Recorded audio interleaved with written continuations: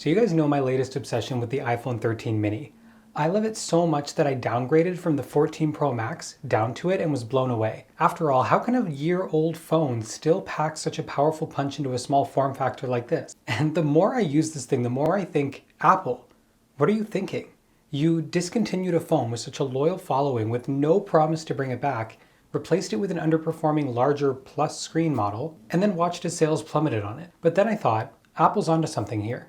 See, they wouldn't just discontinue a phone with such a loyal following. They accomplished a revolutionary feat of packing flagship features into a compact form, and that work has some value to repurpose. So what if we won't see an iPhone 15 mini, but instead the launch of a brand new iPhone SE 4? The more I hear about this new model, the more excited that I am. The concepts that are floating around are looking like what the iPhone 13 mini really should have been all along. Leveraging the best parts of the iPhone 14 models like the flat edge design, a 5.7-inch OLED display, the notch cutout, an A16 chip, and improved battery life. But what are the game-changing features of this phone? What's the price, and when is it coming?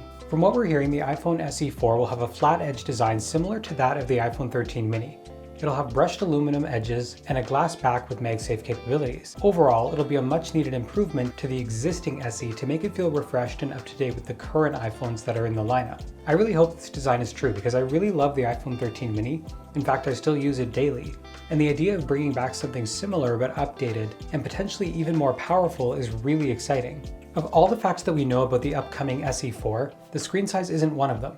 Let me explain. It leaked that Apple has been struggling between a 5.7-inch display equal to that of the iPhone 13 mini, or making a larger 6.1-inch display similar to the iPhone 14. And in either one of those cases, they would be able to reuse parts from the 13 mini or the 13 or 14 lineups, and after all, the SE is typically made of reused parts. With leaks of the iPhone 15, we know that the lineup will already include a 6.1-inch iPhone 15 and a 6.1-inch iPhone 15 Pro. So in my opinion, a 6.1-inch SE would be a big mistake with too many choices in that exact screen size, especially with such a loyal following on the 13 mini.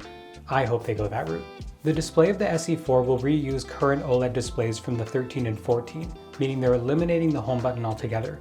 And I know a lot of you forgot that the current SE does have a home button and still looks like this. So it'll be brought up to speed with the 13 or 14 while repurposing materials from previous models, and also creating a cheaper option for consumers at the same time. And on that display, we're likely to see a notch comparable to that of the 13 lineup. But because this is a budget phone, it's actually unclear whether we will see Face ID implemented, or if Apple would add Touch ID through the Siri button, much like what you see on an iPad mini, as a way to keep the cost down.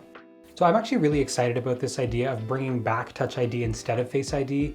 Let me know, by the way, if you are Team Face ID or Team Touch ID in the comments. iPhone SE 4 is said to get some processing improvements using the current A16 Bionic chip that's currently found in the iPhone 14 Pro, which will do massive things for performance and battery life. I mean, could you imagine right now a budget phone under the price of $500 with iPhone 14 Pro specs? I mean, that would just be incredible for so many people.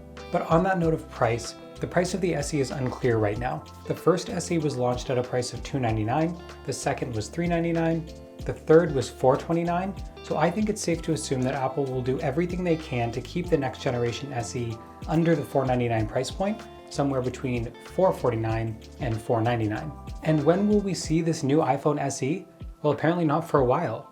Reports are saying that we won't see this new iPhone SE this year at all, with a launch date in 2024, and some sources saying it's not even coming until 2025. Looking at the timeline of the SE, the first gen launched on March 31st, 2016, the second gen came on April 24th, 2020, and the third gen came on March 18th, 2022.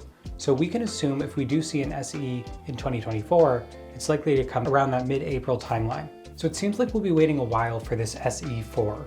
In fact, some sources are saying it could even be scrapped as Apple dives heavier into premium phones like the upcoming Ultra model that's more Pro than Pro.